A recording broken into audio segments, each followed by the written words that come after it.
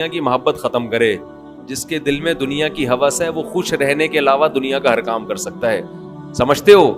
جب وہ دنیا کو مسافر خانہ نہیں سمجھے گا تو پاگل ہوتا رہے گا. ابے اس کے پاس پلاٹ آ گیا, ابے اس کے پاس گاڑی آ گئی, ابے اس کا امریکہ کا ویزا لگ گیا, ہم یہاں ٹھیلے بیچ رہے ہیں, ابے یہ سیدھا سیدھا بولو بھائی بھاڑ میں جائے. جب بحریہ ٹاؤن کے مالک کا جنازہ اٹھے گا تو میرے دوست نے 2 پلاٹ لے لیے تو کون سا تیر مار دیا؟ جو اونر ہے وہ مر جائے گا. ختم بھائی. تھوڑے دنوں میں ٹماٹر بیچو, رکشا چلاؤ, لینڈ کروزر میں گھومو, یہ تھوڑے دن کے کھیل ہیں, اس کے بعد ختم.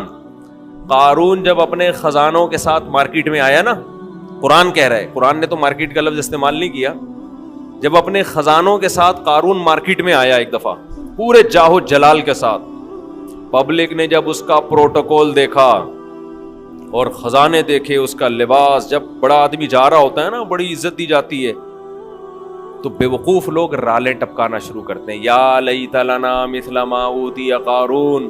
احمقوں اور بے وقوفوں نے کہا ہائے کاش ہمارے پاس بھی ایسی دولت ہوتی جیسی قارون کے پاس. کیا پروٹوکول ہے بھائی اس کا. تو قرآن کیا کہتا ہے؟ علم والوں نے کہا ویلکم, برباد ہو جاؤ, تمہارا ناس ہو جائے. جب انسان بہت ہی الٹی بات کرتا ہے تو آدمی کہتا ہے تیرا ناس ہو, تو برباد ہو جائے, کہ بیکار باتیں کر رہے ہیں بیٹھ کے. کیا کہنے لگے؟ ویلکم, تباہ ہو جاؤ. یہ ویلکم نہیں ہے, کیونکہ ایک جگہ کہیں ہم عربی گرامر پڑھ رہے تھے تو پرانے زمانے میں جب متحدہ حقیقی بنی تھی نا, وہ 90s کی بات ہے, تو ایک جگہ لکھا تھا ویلکم آفاق احمد. تو ہم عربی گرامر پڑھ رہے تھے, میں اس کو پڑھ رہا ہوں ویلکم آفاق احمد. اب ویلکم کا معنی تو بددعا ہے کہ تم تباہ ہو جاؤ. تو میں حیران ہوں کہ انہوں نے اپنے قائد کو گالی کیوں دی ہوئی ہے. میں وہاں کھڑا ہوا سوچ رہا ہوں کہ اپنا قائد بھی متحدہ حقیقی بنی تھی نا, تو وہ قائد بھی مانتے ہو آفاق احمد کو, اور تم کہہ رہے ہو اور گالی بھی دے رہے ہو تم تباہ ہو جاؤ. پھر کسی نے بتایا بھائی یہ ویلکم نہیں ہے, یہ ویلکم ہے. تو پھر ایک عربی ان دنوں میں آئے ہوئے تھے, وہ کہنے لگے لی سبیلی ہی چوک کدھر ہے. لسبیلا چوک کو کہہ رہے تھے لی سبیلی ہی چوک. وہ کہہ رہے تھے یہ لی سبیلی ہی چوک کدھر ہے. تو عرب اس طرح کی غلطیاں بھی کر رہے ہوتے ہیں. تو خیر, تو قارون کے خزانوں کو دیکھ کر بے وقوف لوگ کیا کہنے لگے, یا لیت لنا, ہائے ہائے ہائے کاش ہمارے پاس بھی ایسا جاہو جلال ہو, ایسی گاڑیاں ایسی سواریاں ہوتی. تو اللہ فرماتے ہیں جو علم والے لوگ تھے انہوں نے کیا کہا, ویلکم, تمہارا ناس ہو, برباد ہو جاؤ تم. کیسی باتیں کر رہے ہو بے وقوفوں والی. ثواب اللہ خیرون, اللہ جو نیک عمل پہ بدلہ دے گا وہ اس سے کئی گنا بہتر ہے. تو کبھی تمہاری رالیں کسی نیک عمل کو دیکھ کے تو ٹپکی نہیں ہے کہ وہ روزے رکھ رہا ہے, وہ صدقہ کر رہا ہے, تو رال ٹپ کے یار کتنا کما رہا ہے. یہ ٹپک کس پہ رالیں رہی ہیں؟ جو عیاشی کر رہا ہے. تو یہ عیاشی تو تھوڑے دنوں میں ختم ہونے والی ہے. اور قارون اب مارکیٹ سے شارٹ ہو گیا کہ نہیں ہو گیا؟ کہاں گیا اس کا جاہو جلال؟ تو قبر بھی نہیں ملتی, قبر بھی نہیں ہے, زمین میں دھسا دیا اللہ نے, ایسا دھسایا حدیث میں آتا ہے قیامت تک دھستا ہی رہے گا.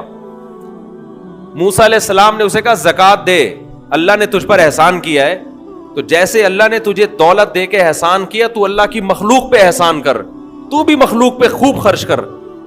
تو کہنے لگا یہ میرا کمال ہے جو میں نے پیسہ کمایا ہے, مائنڈ میرا کیا تھا.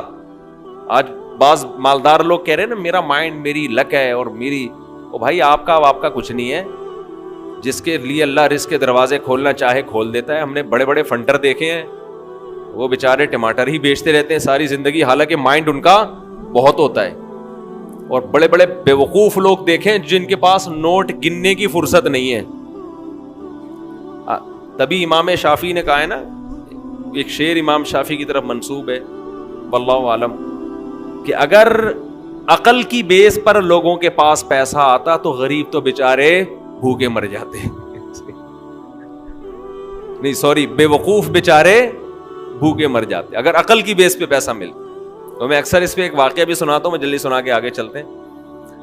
ایک مالدار آدمی, ہمارے حضرت یہ واقعہ سنائے کرتے تھے پرانے زمانے کا. ایک بہت مالدار آدمی تھا, غریب تھا, ایک بڑا عقل مند آدمی تھا, غریب. مجھے بھی روزہ لگ رہا ہے آج نا. ایک بڑا عقل مند آدمی تھا مگر تھا کیا؟ غریب. اکثر ایسا ہی ہوتا ہے عقل مندوں کے پاس پیسہ نہیں ہوتا. لیکن یہ قاعدہ کلیہ نہیں ہے. مالدار بولیں گے مفتی صاحب ہمیں بیوقوف کہہ رہے ہیں.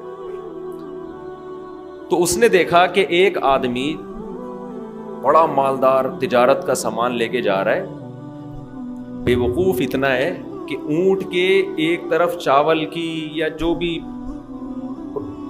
امپورٹ کر رہا ہوگا جو بھی چیز, اس کی بوریاں لادی ہوئی ہیں, اور بیلنس برابر کرنے کے لیے اونٹ کے دوسرے طرف ریت کے بورے رکھے ہوئے ہیں تاکہ بیلنس کیا ہو جائے. 10 بوریاں چاول کی یہاں ہیں تو وزن برابر کرنے کے لیے 10 بوریاں ریت کی ادھر. اس امیر آدمی نے لفٹ مانگی اس غریب سے, وہی نا روزہ لگ رہا ہے. اس عقل مند آدمی نے لفٹ مانگی اس بے وقوف سے, کیونکہ یہ عقل مند غریب تھا. تو اس بے وقوف نے اس کو لفٹ دے دی کہ